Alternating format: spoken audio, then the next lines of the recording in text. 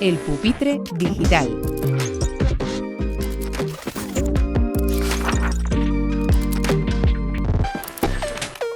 Bienvenidos al Pupitre Digital, bienvenidos al espacio del diario Éxito Educativo de entrevistas en tu canal de YouTube y en podcast. Hoy tenemos a un invitado, a toda una referencia en el ámbito educativo. Tenemos a Francisco Penzalá, presidente del sindicato AMPE, un sindicato con una enorme presencia en la enseñanza pública en España y con una larga tradición en el sindicalismo educativo en España. Y contamos con Francisco José, que lleva 10 meses al frente del sindicato y que sustituyó a Nicolás Fernández. Es una auténtica referencia tras tantos años y décadas ahí al frente, y además ha tenido también el reconocimiento cuando ha dado ese paso a un lado, porque seguro que sigue ayudando y seguro que sigue muy preocupado, porque era un auténtico apasionado de la educación, y seguro que a Francisco le vendrá muy bien tener su amistad y su apoyo ahí. Así que desde aquí también nuestro pequeño homenaje también a Nicolás. Francisco, muchas gracias y bienvenido. Muchas gracias a vosotros. Muy bien, pues nada, la primera pregunta casi ya es obligada, ¿no? Pues ¿cómo ha empezado el curso? Que ya estamos en octubre, pero ¿cómo ha empezado este curso marcado por la LOMLOE? Bueno, pues siendo sincero, es un curso que lamentablemente, una vez más, bueno, pues ha nacido, ha arrancado lleno de incertidumbres, ¿no? La implantación y el desarrollo de nuestra ley de educación lleva, lógicamente, como punto estrella un desarrollo curricular donde en este año precisamente tenía su punto, digamos, de arranque, nunca mejor dicho, y ese arranque, pues nosotros entendemos que ha sido fallido. Es decir, uno de los baluartes de aquellos que han promulgado esta ley era precisamente el apostar decididamente por un modelo de aprendizaje competencial y un desarrollo curricular. Ojo, un currículo que había que adelgazar, que había que lógicamente hacer más breve, más sencillo, pero que, como hemos comprobado, bueno, pues los tiempos han errado y muchas comunidades pues han arrancado el curso sin sus correspondientes normas o decretos de currículo. Y esto, la verdad, es que es verdaderamente preocupante. Y al frente del sindicato, en estos 10 meses al frente, ¿cuáles han sido los principales retos a los que te has tenido que enfrentar? Aunque, bueno, hay que decir que llevabas como vicepresidente también ya un tiempo, es un gran conocedor del ámbito de la política educativa, del sindicalismo educativo, pero ¿cuáles han sido tus principales retos en estos 10 meses? Bueno, pues justo cuando se clausuró nuestro congreso, el pasado mes de diciembre, bueno, pues a los pocos días arrancaba todo el proceso, un proceso que ha estado, digamos, en stand-by durante muchos años y que está relacionado con el proceso, digamos, de estabilización de los compañeros y compañeras interinos. Es decir, todo está ligado a una ley de reducción de la temporalidad, ley que a su vez viene de un acuerdo y que a su vez viene, vamos, de directrices europeas. Y esto, lógicamente, ha tenido mucha repercusión en nuestro ámbito, la sigue teniendo, puesto que en breve vamos a asistir a la apertura de estas convocatorias, y todo ello unido, como no, al desarrollo normativo de la LOMLOE, entre ellos, bueno, pues la integración de nuestros compañeros y compañeras, profesores técnicos de formación profesional, que por fin ya parece que ha llegado su hora y han tenido que esperar no solamente la LOMLOE, sino también la nueva ley de integración y ordenación de la formación profesional, que vio la luz en abril, para que se pueda realizar su integración en el cuerpo de secundaria, siempre que tengan los requisitos de titulación. Esos dos aspectos relacionados con la ley, pero para nosotros un aspecto que lógicamente sigue en el candelero y que no ha tenido respuesta, al menos como nosotros entendemos, es todo lo relacionado con nuestro trabajo, es decir, con nuestra profesión.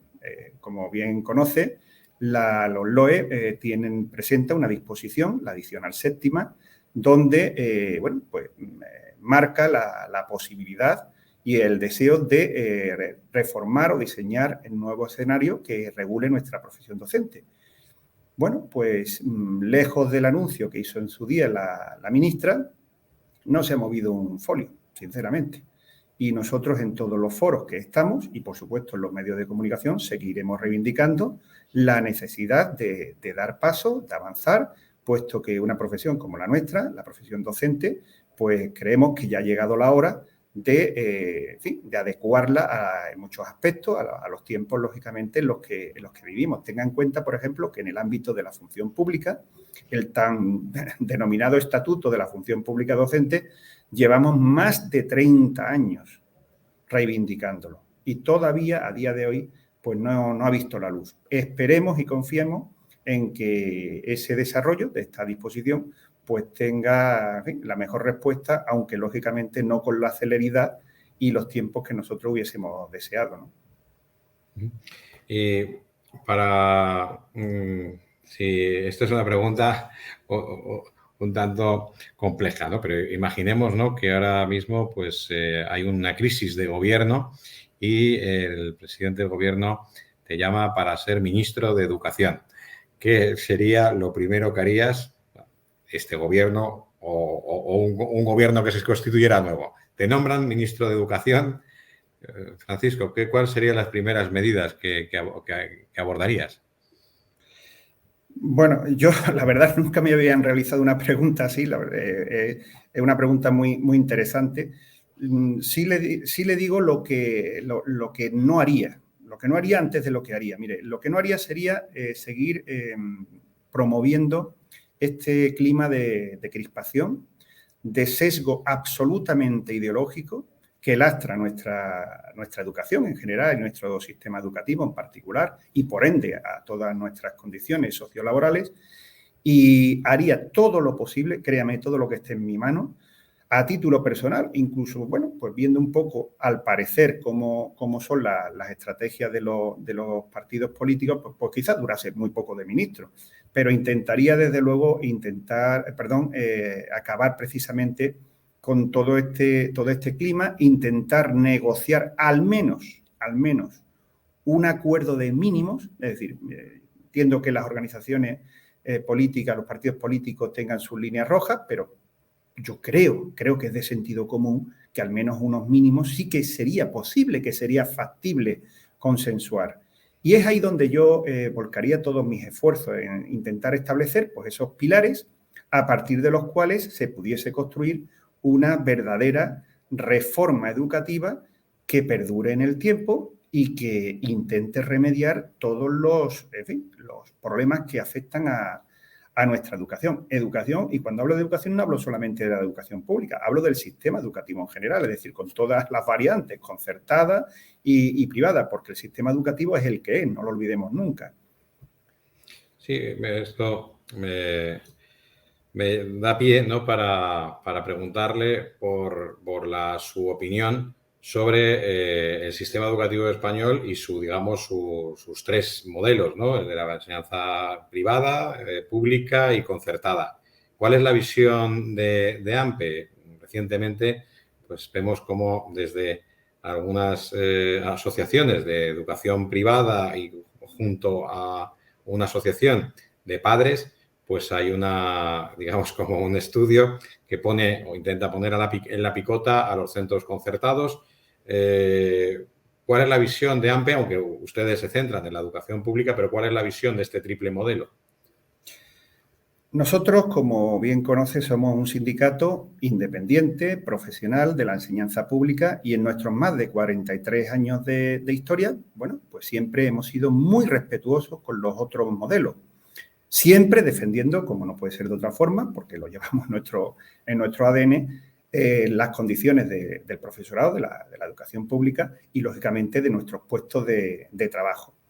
Dicho esto, pues mire, es un ejemplo más de ese cúmulo de circunstancias, sesgos ideológicos e intereses que a veces salpican el escenario, vamos a decirlo en un amplio, en fin, espectro, que es la educación.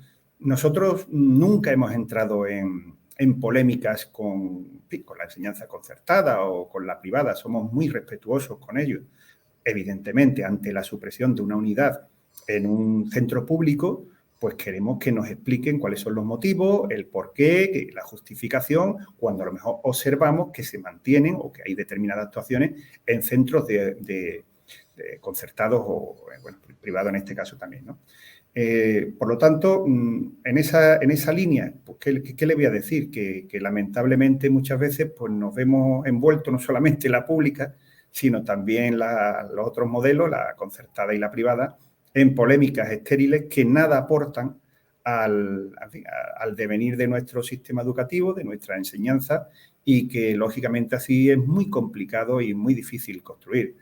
Dicho esto, mire, vivimos un momento muy difícil como usted bien sabe, ahora mismo las circunstancias sociales, económicas, lastradas por esta guerra tan compleja y tan preocupante que tenemos ahora mismo en el panorama mundial, no solamente en nuestro país, pues hace que vivamos momentos de incertidumbre. Y en estos momentos de incertidumbre, bueno, pues son muchos los organismos, tanto nacionales como internacionales, que ponen el foco en la educación como la principal apuesta, el baluarte para afrontar el futuro. Pues mire, nosotros precisamente para dar respuesta a esos objetivos y poder, digamos, ser la mejor apuesta de futuro de nuestros jóvenes y, por supuesto, de una sociedad, lo que queremos es que se cuide a la educación, que se cuiden los sistemas, en este caso, nuestro sistema educativo y, por supuesto, que se cuida a nuestros profesionales, ¿no? Ya sean de la pública, de la concertada o la privada. Es decir, todos los docentes, pues creo que tenemos derecho a que se respete nuestro trabajo y nos dejen al margen de todas estas polémicas, de todo este cúmulo de intereses, muchos económicos, por razones obvias, que lejos de ayudar, pues lastran nuestro trabajo y el devenir y marcha de nuestro sistema educativo. Pues hablando también de confrontación, ya esa confrontación no solamente existe muchas veces entre los partidos políticos y la visión que los partidos políticos tienen de la educación, también dentro del sistema educativo entre centros privados, concertados o públicos, sino también ahora parece que en los últimos años se ha añadido una tercera guerra, una tercera guerra educativa, que es entre profesores, entre modelos más innovadores o de una revolución de la pedagogía y otros que abogan por defender lo que se considera también un poco la base del conocimiento, del rol del profesor, no solo como un guía o como una especie de coach de los alumnos, sino el papel del profesor también como autoridad, no solamente intelectual, sino también de respeto, ¿no? en las aulas y también una vuelta también al conocimiento poderoso que llama Gregorio Luri.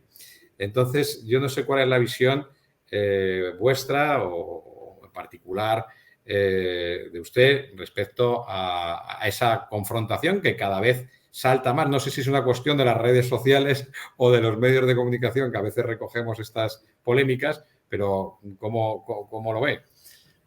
Pues mire, nosotros desde hace ya muchos años venimos reclamando la necesidad de instaurar una cultura del valor, del esfuerzo, del rigor, cultura que lamentablemente con tanto cambio normativo y legislativo pues parece que se está abandonando. A las pruebas nos remitimos, ¿no? Es decir, ahora mismo tenemos una ley que lleva consigo unos sistemas de promoción y titulación con el cual nosotros desde luego en AMPE no estamos en absoluto de acuerdo. Es decir, usted tenga en cuenta que los centros educativos, no solamente los docentes, no formamos y educamos con responsabilidad con los padres.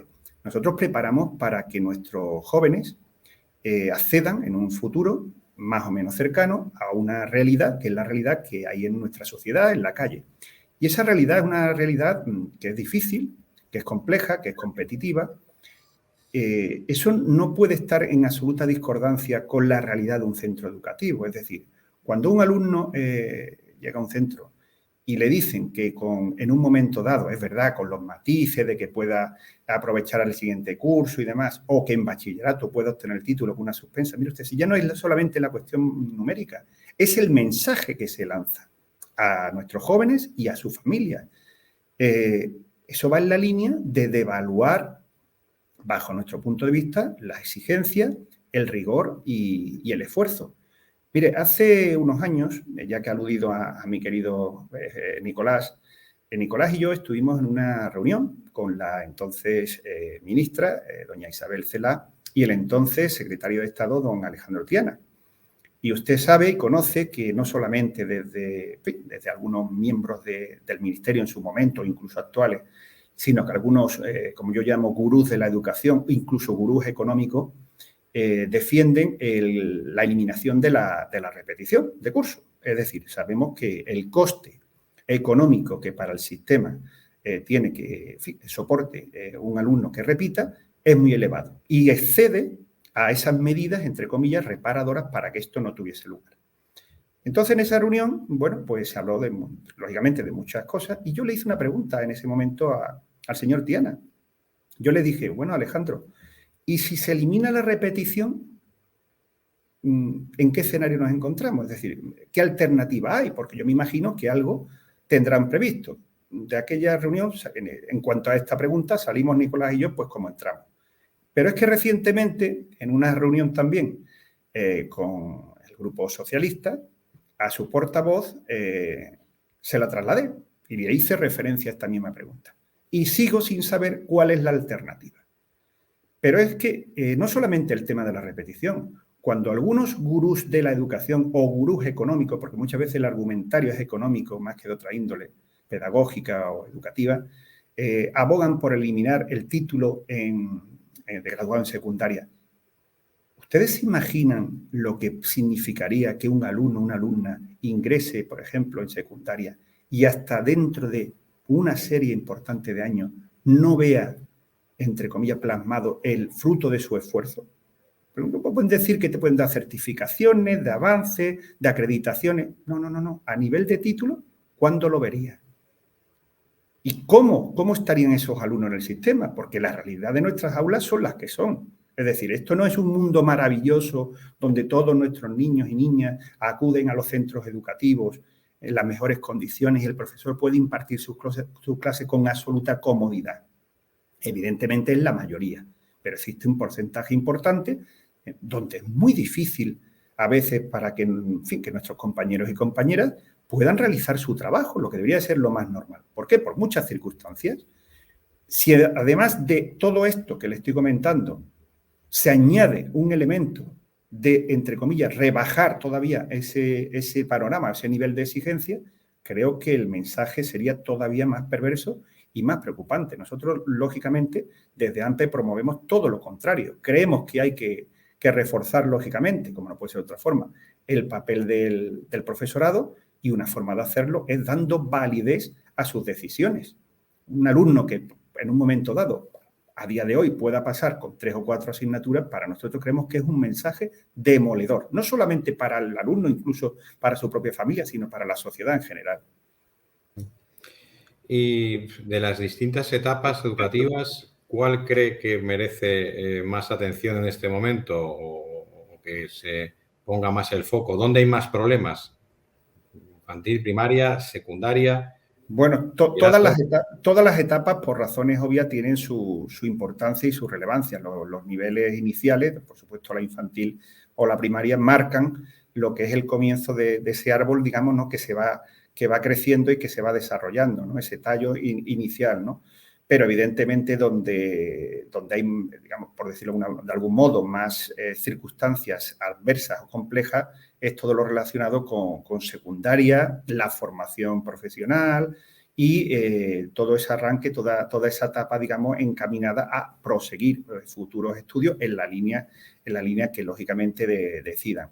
Nosotros creemos que la secundaria, por supuesto, sin tampoco recalcar una etapa o dar preponderancia o relevancia a una etapa sobre otra, es clave porque es donde, entre comillas, nuestros alumnos y alumnas tienen que tomar decisiones que son muy importantes de cara a su futuro Y, bueno, pues ahora mismo hay una apuesta, donde están ahí los datos, ¿no?, por la formación profesional, que creemos que es muy positiva, que creemos que se ajusta a quizás lo que es el escenario luego real que existe a nivel, digamos, laboral, pero que lógicamente contrasta, bueno, pues con muchas veces los datos que arrojan, sin ni más reciente, el último informe del panorama de la educación, donde, bueno, pues nos encontramos con una población joven, ¿no?, de 25 a 34 años, donde casi un 28% a lo más que ha llegado a nivel académico es a la secundaria obligatoria, ¿no?, por decirlo de algún modo, ¿no? Eso es preocupante.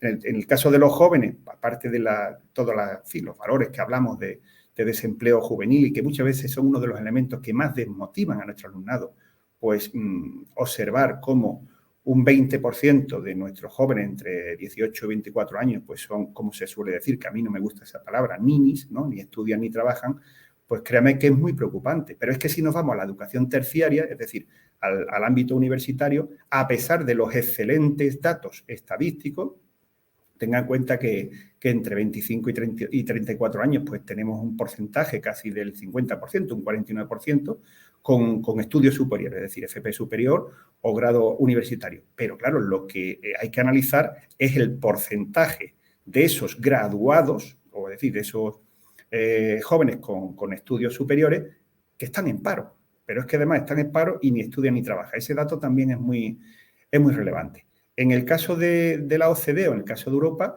bueno, pues cuando hace, digamos, 20 años nuestro margen de diferencia con ellos respecto a titulación en nivel terciario, pues dictaba una cantidad importante, quiero recordarle, hablo de memoria, casi 7 puntos, en la actualidad se ha reducido a un 1%. Pero créame que no todos los problemas son en nuestro sistema educativo, ¿eh? Hace unos años, en una conferencia en Berlín, el ministro de Educación alemán precisamente ya apuntaba esto que le estoy comentando. Es decir, en Alemania se había cambiado la tendencia y un porcentaje muy importante de los jóvenes alemanes se habían inclinado hacia los estudios, digamos, superiores a los que serían los grados universitarios. Y todo el tejido productivo, es decir, la empresa alemana estaba temblando, textualmente fueron palabras del ministro, porque le faltaban lo que ellos denominaban aprendices, es decir, alumnos de FP que serían los futuros trabajadores en las empresas. Es complejo, el mundo educativo es complejo porque, entre otras cuestiones, lógicamente, pues se complementan en el futuro con un mercado laboral que, lógicamente, tiene sus perfiles, sus intereses y sus demandas, ¿no? ¿Y cree que en general está bien resuelta en España el acceso a la profesión docente? O sea, tenemos, digamos, por un lado, en infantil y primaria son egresados en el grado de educación y, sin embargo, en secundaria pues tenemos a licenciados o egresados de otras disciplinas que luego hacen ahora el antiguo CAP o ahora el máster del profesorado. ¿Cree que en España contamos con la mejor sistema de acceso a la carrera docente? ¿Contamos con los mejores docentes?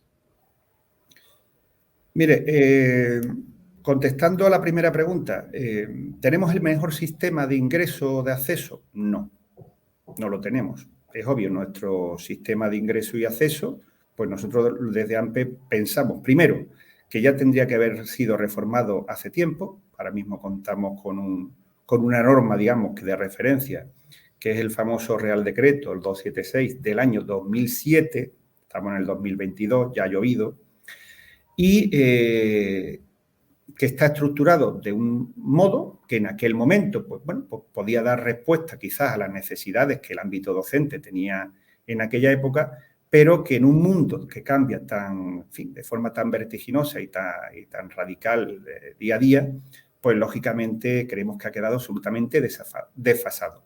Créame que no ha sido este gobierno con la LOMLOE, esa disposición adicional séptima, quien ha dado el paso en la línea de cambiarlo. Es decir, anteriores gobiernos, el Partido Popular también intentó cambiarlo, pero lo intentó cambiar de una forma, entre comillas, brusca. Es decir, quisieron, en fin, abanderar este cambio solamente y ciñéndolo a lo que era la norma del ingreso y acceso, y nosotros hemos defendido que la profesión docente hay que abordarla en todos los aspectos. Es decir, me pregunta si están ahora mismo los mejores en el sistema. Pues mire, el sistema de ingreso y acceso ya le he dicho que no es el más idóneo. Creemos que podría ser, digamos que se podría mejorar mucho, sobre todo en aras de la objetividad, actualizar a la realidad y a la demanda que la sociedad y los centros educativos en la actualidad demandan. Y para ello hay que abordar todo lo que es la formación inicial del profesorado. Y cuando hablo de la formación inicial, efectivamente, los compañeros, digamos, hasta ahora de magisterio, los grados de infantil y primaria, pues llevan un componente, una formación pedagógica que hasta ahora, hasta este momento, pues quizás los compañeros de secundaria no hemos llevado, ¿no? Y ahí me incluyo, ¿no? Yo mismo, ¿no? Que estudié física, ¿no? Por eso, precisamente, en este documento inicial muy escueto y absolutamente insuficiente, pero sí es verdad que se apuntan algunas líneas de una posible mejora que habrá que perfilar. Es decir, en aquellas titulaciones que, en fin, por el perfil, por la especialidad en sí, puedan ir destinadas en un posible futuro a la etapa de secundaria, sí que habría, y nosotros estaremos de acuerdo, que se incluya un componente pedagógico para precisamente dar forma en fin, dar fuerza a esa posibilidad para que vaya en las mejores condiciones, suponiendo que el deseo de este egresado sea dedicarse a la docencia. Otro aspecto fundamental son las prácticas. Es decir, a nosotros no nos gusta hablar de ese MIR educativo, no, el MIR es un término que se dedica a la sanidad y ahí es donde debe estar enmarcado. Nosotros defendemos unas prácticas, que esas prácticas pueden ser no solamente en la etapa inicial de formación, puede ser también para el docente una vez ya haya sido, entre comillas, seleccionado. ¿Qué ocurre? Que todas estas medidas llevan un componente económico en cuanto a recursos, en cuanto a dotación, y es ahí donde muchas veces la administración, pues lógicamente encuentra diferentes, digamos, obstáculos, pero que tienen que ver más con aspectos, digamos, logísticos, económicos, que con aspectos, entendemos nosotros, que de sentido común, en este caso, o incluso desde el punto de vista de conformar un perfil del profesorado pues lo más ajustado posible a las necesidades que demandan nuestra sociedad, ¿no? Y conectando con los itinerarios y los accesos, vamos a centrarnos un poco también en la dirección de los centros educativos, donde hace 3 años pues también entrevistamos a Nicolás y bueno, pues él pues hablaba también de la necesidad de mejorarlo, ¿no? Y ponía el foco también en un problema, ¿no? Nicolás, que decía que el gran problema es que muchas veces los profesores en la pública ni siquiera quieren acceder a los equipos directivos ni ser director o directora de sus centros. ¿Cómo ves, Francisco, esta situación? ¿Ha cambiado mucho? ¿Cree que debería tener también una formación específica? Ahora hay másters también especiales de dirección y gestión de centros educativos. ¿Cómo ve el rol del director, que muchas veces es director, que es un docente, que asume el rol que es primo inter pares y que luego volverá también a ser compañero al cabo de unos años, ¿no? Efectivamente, la figura del director o directora en un centro educativo, bueno, lógicamente me refiero a la educación pública, sabemos que los centros concertados y por supuesto los privados, digamos, va en otra línea, pero en el caso de los centros públicos, bueno, pues nosotros siempre hemos dicho que quien debe elegir al director es precisamente el claustro. Sabemos que la norma es la que es y ahora mismo, bueno, pues se elige de otra forma, no de ahora, ya de hace tiempo, pero nosotros entendemos que la primera cualidad que tiene que tener un director, además de la enorme responsabilidad, y efectivamente coincido con usted, hay centros donde es muy difícil encontrar a alguien del propio claustro que quiera ser director, por muchos aspectos, porque se da simplemente la circunstancia de que hay quien no quiera asumir esa enorme responsabilidad. Pero le decía que la principal característica que, bajo nuestro punto de vista, tiene que tener o ostentar un director o directora es precisamente la del liderazgo pedagógico. Es decir, hoy en día un centro se ve sometido afortunadamente, a realidades desde el punto de vista, en fin, social, económico, dependiendo, lógicamente, también del barrio donde se encuentre, y muchos programas de innovación, de fomento de tal o cual cuestión que tienen que ser coordinados. Y precisamente el director o la directora tienen que ser los líderes a la hora de promover toda esta actuación para desarrollar y poner en marcha un proyecto educativo que sea exitoso, ¿no? Lógicamente, y que cree un ambiente de trabajo a nivel profesional de los docentes que sea el idóneo y, por supuesto, unas relaciones, como no puede ser de otra forma, con la comunidad educativa, con los padres y madres, con el propio alumnado, en las mejores condiciones.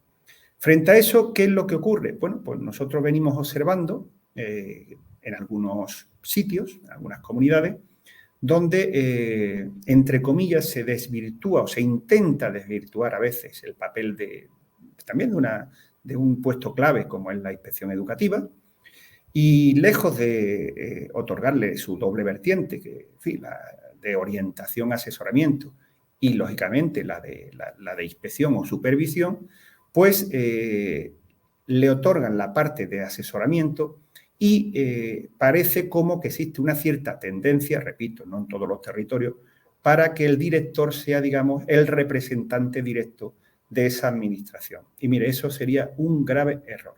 El director, nosotros promovemos que esté formado, que esté preparado y que tenga todos los elementos posibles para desarrollar su labor en las mejores condiciones, para que sea ese líder que necesita el centro a la hora de promover y poner en práctica todos los programas de innovación, de desarrollo, de atención a la comunidad educativa, pero entendemos que tiene que ser propuesto y aceptado por el claustro, por sus compañeros y sus compañeras. Y esa ha sido nuestra propuesta y nuestra demanda durante muchos años, ¿no? Respetando, por supuesto, que la comunidad educativa, pues como ocurre en otros órganos, pues tenga su opinión y su representación. Pero en el caso de una dirección escolar, que lógicamente lleva parejo cuestiones que son técnicas, ¿no? De programaciones, en fin, de proyectos que, con todo mi respeto, ¿no? Pues por lo mejor determinados miembros de la comunidad educativa, no me refiero solo a los padres, personal de administración y servicio y tal, pues lógicamente les resulta ajeno.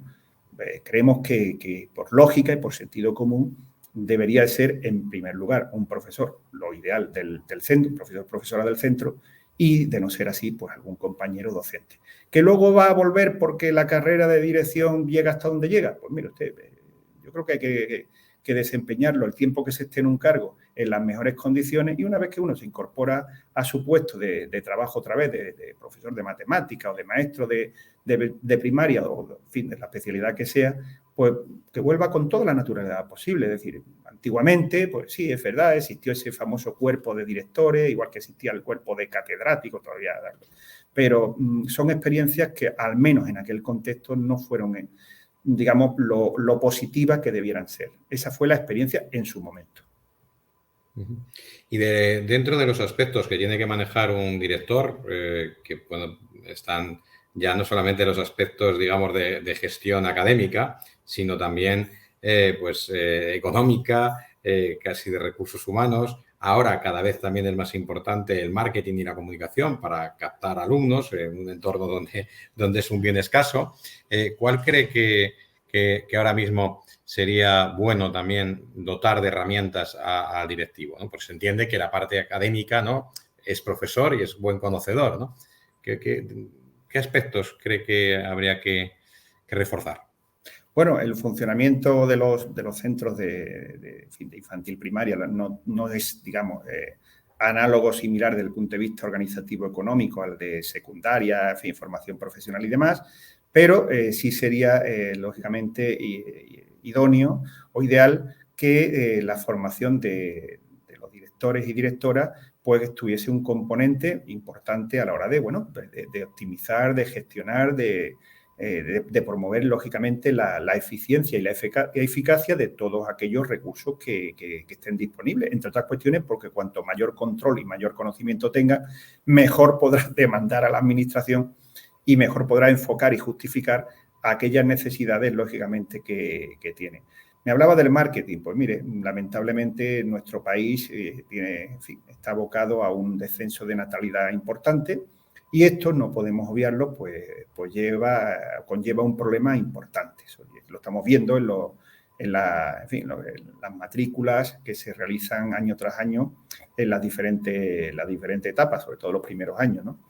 Entonces, bueno, pues un director tiene también que publicitar y que hacer ver a la sociedad las virtudes, las bondades de su centro. Es decir, ¿por qué es bueno que su hijo o su hija se matricule en este centro educativo? Pues porque tenemos este programa, porque nosotros hemos hecho tal, en fin, todas las actuaciones que ellos entiendan. Sin entrar, repito, en confrontación con otro tipo de enseñanzas que están ahí, que cada uno, bueno, pues lógicamente defiende en la medida que cree oportuno. Nosotros, desde luego, en la enseñanza pública siempre hemos dicho y hemos mantenido que entrar en un debate, como muchas veces asistimos, de costes, de eficiencia, eficacia, desde el punto de vista de lo que cuesta un puesto escolar, son debates, bajo nuestro punto de vista, estériles, porque no es elemento comparable. Es decir, la enseñanza pública llega a todos los rincones, lleva absolutamente a todos los rincones. Un pueblecito de Castilla-La Mancha, de Extremadura, ahí no va a haber un centro concertado, ni va a haber un centro privado, porque a lo mejor hay poca población y tal, pero sí va a haber una enseñanza, un centro público, con las unidades que tengan que estar y que se determinen. Obviamente, pues eso conllevará un coste. Introducir esos valores en un cómputo total para decir lo que cuesta un alumno en un centro o en un tipo de centro u otro, bajo nuestro punto de vista, es un error. Introduzca los factores que quiera, porque mire usted, yo soy profesor de matemáticas y con los elementos de ponderación y con las correcciones se puede, lógicamente, hacer muchos equilibrios. Yo creo que la educación pública, en este caso, y nosotros lo somos, lógicamente, un sindicato que la defiende, es la que lleva a todos los sitios.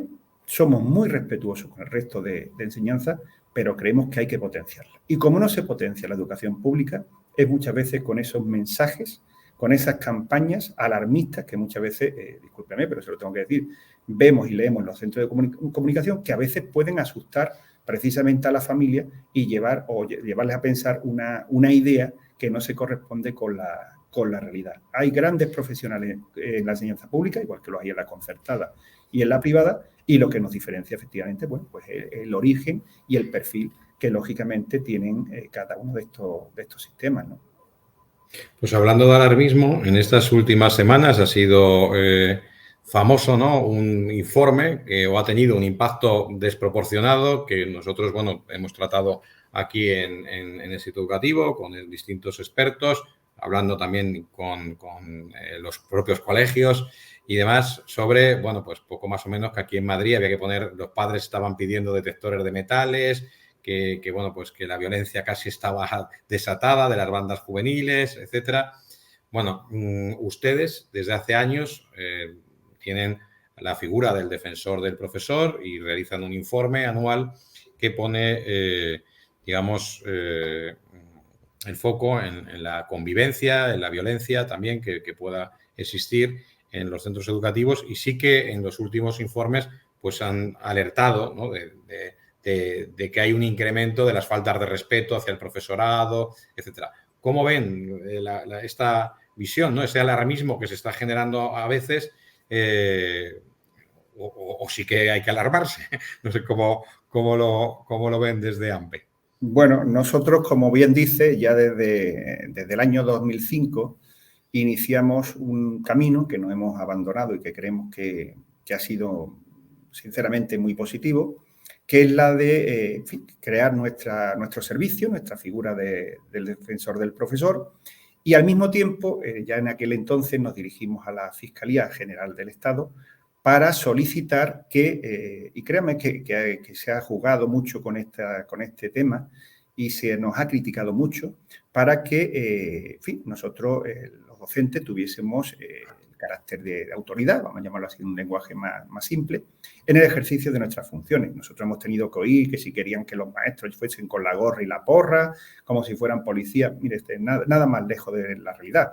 El primer elemento, digamos, por decirlo de una forma, práctico, es que en una posible confrontación entre un docente y cualquier otro miembro de la comunidad educativa, bueno, pues el docente tenga presunción de veracidad, porque nos hemos encontrado situaciones esperpénticas donde se ha agredido a una docente, en este caso, me acuerdo de un caso en particular de los muchos que se han tratado en estos años en el informe, y luego la docente, bueno, pues tuvo allí que dar explicaciones en un juicio por una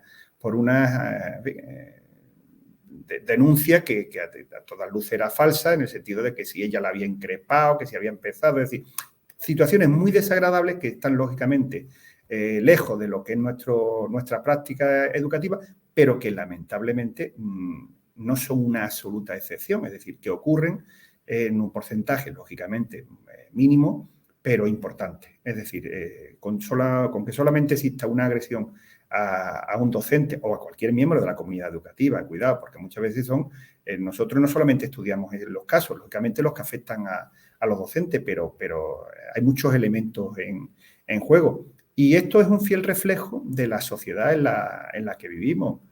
Una sociedad en la que, lógicamente, bueno, pues asistimos día tras día o fin de semana tras fin de semana, bueno, pues a noticias que son alarmantes y muchas veces por las edades, pues lógicamente están enmarcadas en el ámbito, digamos, de edad escolar. Es decir, que muchos de ellos posiblemente o alguno de esos miembros de esta, en fin, en este caso de la banda o de estos grupos, pues pudieran formar parte del alumnado de algún centro educativo. Y eso, lógicamente, pues es muy preocupante. Por eso nosotros desde el servicio del defensor siempre hemos alertado y venimos alertando muchas veces, durante muchos años, de la necesidad de tener todas las herramientas necesarias, primero, lógicamente, para prevenir, eso a nivel general, global, es decir, la administración educativa, que den todos los elementos necesarios, entre ellas la formación del profesorado, para adelantarnos precisamente a la prevención de actitudes, de circunstancias que luego, lógicamente, se pueden de forma exponencial convertir en un cierto peligro. A partir de ahí, pues mire, es un problema social y muchas veces son muchas las administraciones, no solamente la educativa, las que tienen que dar respuesta a ello. Créame, por ejemplo, que nosotros nos quedamos muchas veces alarmados cuando oímos, bueno, ideas entre comillas, y perdone que me salga un poco del tema, ideas felices en el sentido de tener los centros abiertos pues no sé cuántas horas al día, como si fuésemos guardería, para hacer, digamos, la respuesta fácil al político de turno para conciliar la vida familiar y laboral. Mire usted, nosotros sabemos que hay un problema de la conciliación, no solamente en España, en otros países, pero que el centro educativo sea la caja de Pandora que siempre tenga que dar respuesta a todas estas circunstancias, mire, creo que hay que tener un poquito más de creatividad y existen muchas administraciones, bienestar social, trabajo, en fin, que pueden ponerse de forma coordinada a trabajar y, lógicamente, a ayudar a que las familias puedan conciliar la vida laboral y familiar, entre otras cuestiones porque el papel de las familias es clave en la educación de los hijos y es el apoyo principal a la hora de fortalecer esa educación y, lógicamente, esa formación que reciben en los centros, ¿no? No sé, quizá tenga que ver con estos aspectos, ¿no? También de la convivencia, o no solo, pero sí que últimamente pues también se ha puesto mucho el foco en el tema del bienestar emocional de los jóvenes, en fin, el impacto que ha tenido la pandemia sobre principalmente adolescentes, y poco se habla, o muy pocas veces se habla también del estado emocional de los profesores, aunque empieza a haber también datos preocupantes o algún estudio, y bueno, pues este síndrome del burnout, incluso en Francia, pues han salido en estos últimos años casi uniéndose a ese movimiento que empezó en Estados Unidos de la gran dimisión, como incluso en Estados Unidos, en Francia, profesores funcionarios, con lo que supone en Francia el papel del funcionario, ¿no? Profesores de la escuela pública que abandonan su profesión porque no la soportan. Se está también produciendo un alarmismo. ¿Cómo ve el estado emocional en general del profesorado?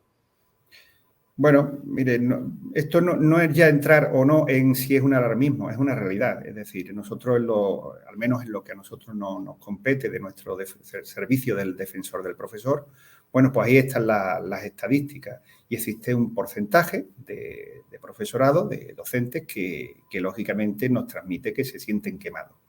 ¿Cuál es el origen de ese síntoma para que un docente llegue a ese estado? Pues mire, puede ser varios, desde que no está, no puede desempeñar su labor en las mejores condiciones en el centro, por muchos factores, o incluso la presión a la que se ve sometido como consecuencia de la constante y enorme burocracia que impregna nuestra labor docente, a los continuos cambios normativos. Piense la cantidad de normas de ámbito autonómico, estatal y los cambios tan vertiginosos. Y esto al final, pues hay una persona que es la piedra angular, ¿no? Como yo muchas veces digo, que sustenta el sistema educativo, que es el docente, es decir, todo pasa por el docente. Y todo eso va calando como la gota fina de agua y al final desgasta. Y ahí, pues somos seres humanos y hay quien le afecta más y otros que lo llevarán de una forma más resignada en su caso. Muchas veces, por estadística, suele estar ligado a las dificultades que se presentan a la hora de ejercer su profesión en el día a día. Es decir, hay centros donde por muchas razones, pues es difícil dar clase y ejercer nuestra profesión. Afortunadamente no es la norma general. Es decir, por eso, ¿hay que entrar en el alarmismo? No, pero es una realidad que no podemos obviar. En todo este escenario que yo antes le comentaba, que todo suma, es decir, un sistema de promoción y titulación cada vez más laxo, un cambio normativo, por ejemplo, a nivel de leyes educativas. En los últimos 25 años salimos a una media de una ley cada 6 años. Una ley educativa cada 6 años. Cuando dicen los expertos que para valorar los efectos o sacar conclusiones sobre la implantación de una nueva ley educativa, pues hay que esperar al menos 10 años. Aquí en España no. Y previsiblemente, si hubiese un hipotético cambio de gobierno, pues ya sabe igual que yo que previsiblemente habrá otro cambio normativo. Y todo esto al final pues recae en nuestro centro educativo con nuevas normas, nuevos currículos y es el docente el que lo tiene que llevar a la práctica. Es decir, aquí no se trata de que seamos unos mártires. No somos mártires, es nuestro trabajo. Pero claro, así no se potencia ni se mima nuestro trabajo. Así lo que se hace es entorpecer y lastrar. Por eso le decía al comienzo que es fundamental que de una vez por todas se abandonen esas diferencias, que se haga una parte y que de verdad sitúen la educación como una verdadera prioridad. Es decir, no se puede hablar del futuro de un país si no tenemos una buena educación. A nuestros jóvenes no podemos abocarlo en un sistema educativo que no está en concordancia, quizás en muchos aspectos, con la realidad que se vive en la calle, lo que envuelve a nuestra sociedad. Y es ahí donde tenemos que avanzar. Yo siempre digo que la profesión docente es vital, pues también es vital.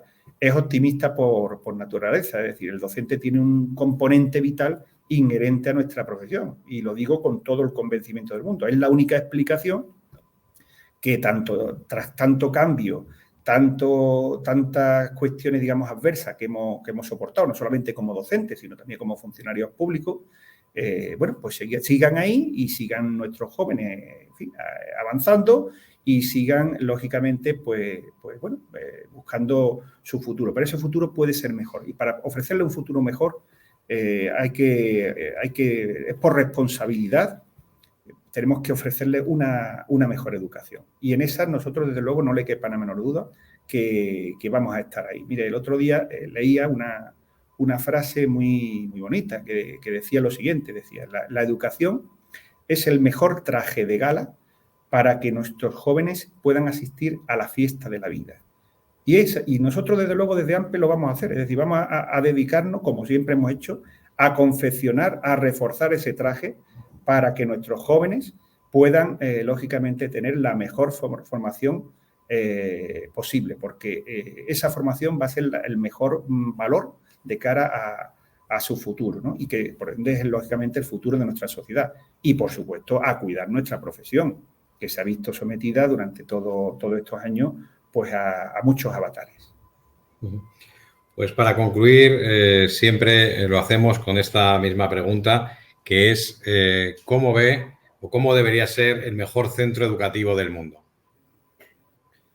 Pues mire, el mejor centro educativo del mundo sería un centro donde, lógicamente, las instalaciones estuviesen a la altura de los tiempos en los cuales vivimos, y no hablo solamente de dotación tecnológica, hablo de espacios, de medios y demás, con una plantilla de profesorado estable, con una plantilla de profesorado seleccionado ya con un nuevo sistema, digamos, acorde a este nuevo sistema de diseño de la profesión docente que contempla nuestra ley, y con una dirección escolar, pues con todos los elementos y fortalezas para ejercer ese liderazgo de gestión y pedagógico que lleve a buen puerto ese proyecto educativo y que ayude a reforzar y coordinar todas las relaciones que tienen que ser excelentes con las familias, que son, lógicamente, un agente fundamental de cara al proceso educativo. Ese creo yo que es el mejor escenario posible, es decir, una plantilla estable, una plantilla formada acorde a la nueva realidad en la que estamos inmersos y un equipo directivo que promueva esa innovación, esos programas que lleven a ese proyecto educativo al éxito, ¿no? Muy bien, pues muchas gracias, Francisco Benzará, por estar con nosotros en el Pupitre Digital y nada, pues desearle toda la suerte tanto para este curso como para su periplo, ¿no? Y singladura como presidente de AMPE. Muchas gracias. Muchas gracias a vosotros.